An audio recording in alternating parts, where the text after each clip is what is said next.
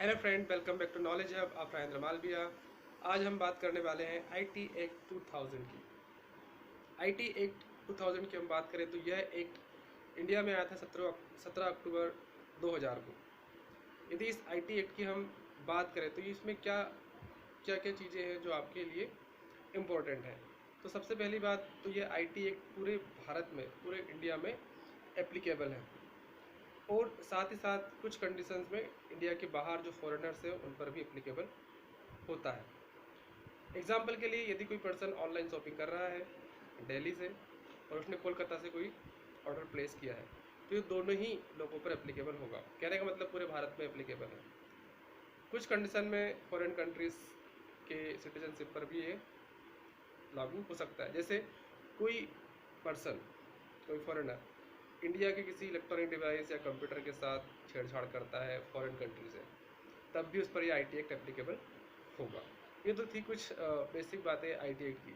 यदि हम IT act की बात करें तो क्या क्या चीज़ें, क्या क्या फ़ायदे इससे होते हैं। तो पहला फ़ायदा तो ये होता है कि हम ऑनलाइन डॉक्यूमेंट को डिजिटली सिग्नेचर इसमें प्रोवाइड कर सकते हैं। डिजिटल सिग्नेचर जो है वो हम अपने डॉक्यूमेंट पर लगा सकते हैं, इलेक्ट्रॉनिक डॉक्यूमेंट पर या इलेक्ट्रॉनिक रिकॉर्ड पर हम लगा सकते हैं।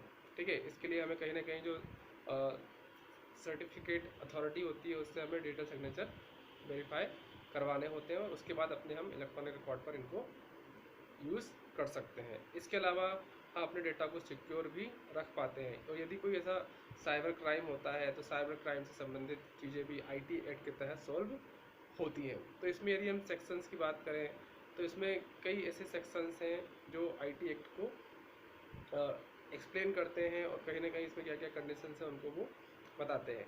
जैसे ही सेक्शन नंबर 1 की हम बात करें, सेक्शन नंबर 1 में बताया गया है कि आईटी एक्ट क्या है, इसके टाइटल के बारे में है ना। आईटी एक्ट, इसका जो टाइटल है वो क्या है, आईटी एक्ट या इंफॉर्मेशन टेक्नोलॉजी एक्ट 2000 के नाम से ये सेक्शन नंबर 1 में इसको बताया गया। और साथ ही बताया गया है कि पूरे इंडिया में क्या होगा, ये एप्लीकेबल होगा।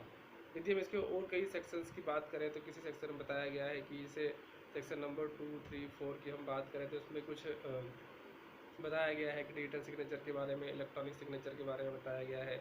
साथ ही साथ इसमें ये बताया गया है कि कैसे आप जो है इनका यूज़ कर सकते हैं।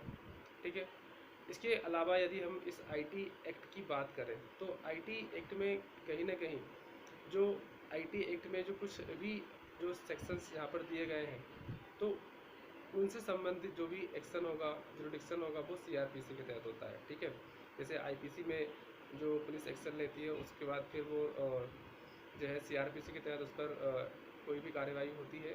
ठीक वैसे ही इसमें भी आईटी एक्ट के बाद जो भी कार्रवाई होगी वो किसके तहत होगी, सीआरपीसी के तहत होती है। तो ये था आईटी एक्ट के बारे में बेसिक जानकारी। नेक्स्ट वीडियो में हम आईटी एक्ट के और भी जो कुछ सेक्शंस हैं उनके बारे में समझेंगे। आज के लिए इतना ही। Thank you.